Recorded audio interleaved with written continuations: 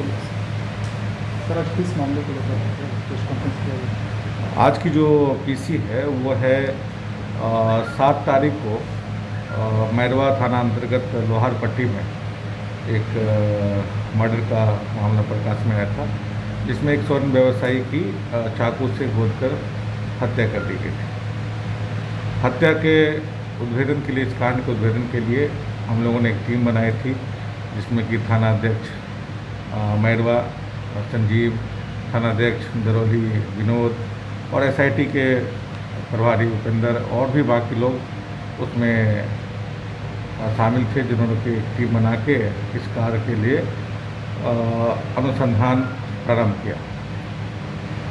अनुसंधान में ये बात प्रकाश में आई है कि जो घटना का मूल कारण था वो लूट थी, और इस लूट की साजिश जो मृतक के अपने भतीजे हैं उसने अपने दोस्तों के साथ लूटने का प्लान किया था, और जब वो लूटने में विफल हो गए तो उन्होंने हत्या कर दी। इस घटना में जो मृतक के जो अपने भतीजे थे उसने लाइनर का काम किया, और बाकी के जो उनके साथी थे वो अंदर गए।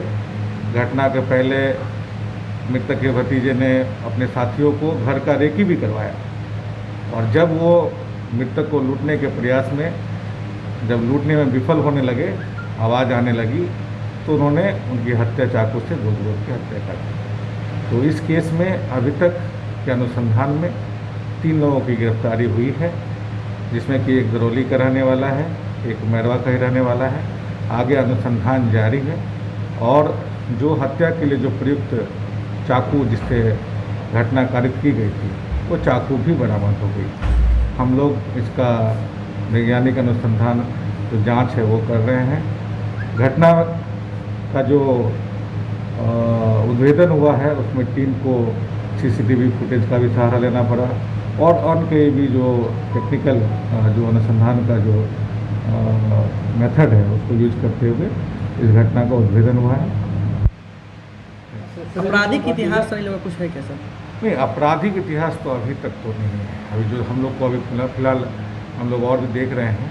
घटना जो हुआ है वो एक सडन प्लान के रूप में था कि हो सकता है कि इनके एकाएक, बिकॉज जो मृतक के जो भतीजे हैं नशा के आदी थे और उनको पैसे की ज़रूरत थी, और उनके दोस्तों ने पैसे की मांग की कुछ हेल्प के लिए।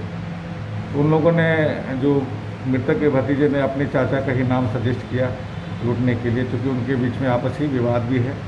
जैसा कि आपको अभी तक पता ही होगा कि मृतक को अपनी कोई औलाद नहीं थी, तो एक आपसी द्वेष तो था ही। और चूँकि ये भतीजा जो मृतक का भतीजा आर्यन जो है इसमें, और वो नशा का सेवन करता था और उसको पैसे की ज़रूरत थी, तो उसने ही प्लान किया। सर इन लोगों के पास से क्या कुछ बरामद हुआ? इन लोगों के पास तो कुछ नहीं बरामद हुआ। हम लोग को जो घटना में प्रयुक्त चाकू जिससे कि ब्लड के मार्क हैं वो मिला है, और जो मैंने आपको पहले ही बताया कि जो लूटने का प्रयास में वो विफल हो गए थे, तत्पश्चात उनका मार दिया गया। सर ये भतीजा भी मारा है कि सिर्फ लाइनर का? भतीजा जो अभी तक अनुसंधान है वो उसका दुकान भी बगल में ही है, तो वो पहले से रेकी करवा के बगल में बैठ के जस्ट एज ए लाइनर का काम किया। घटना के उसने ही घर खुलवा के पहले अपने दोस्तों को दिखाया, क्योंकि घर का मेंबर था, तो घर को खोलने में कोई, चूँकि ये 3 मंजिला मकान है, ग्राउंड फ्लोर पे शॉप है, फर्स्ट फ्लोर पे और सेकेंड फ्लोर पे मृतक का अपना कमरा था, उसके सबसे लास्ट वाले में मृतक की सिस्टर रहती थी। तो जो उनके भतीजे ने ही पहले रेकी करके दिखा दिया, सीढ़ी पे वही मारने का, लूटने का प्रयास किया गया।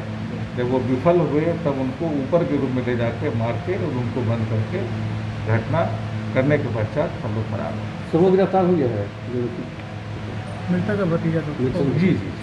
सर इसमें ये तीनों बालिग हैं या इसमें कोई नाबालिग है? देखिए, अभी तक हम लोग को जो इनके पास कोई डॉक्यूमेंट तो मिला नहीं है, इसका सत्यापन तो अभी हम लोग प्रोड्यूस करते हैं। अभी जुडिशियल मजिस्ट्रेट के पास जहाँ पे हम लोग जाएंगे तो इनके पास डॉक्यूमेंट नहीं, लेकिन देखने से तो कोई बालिग तो लग नहीं रहा है।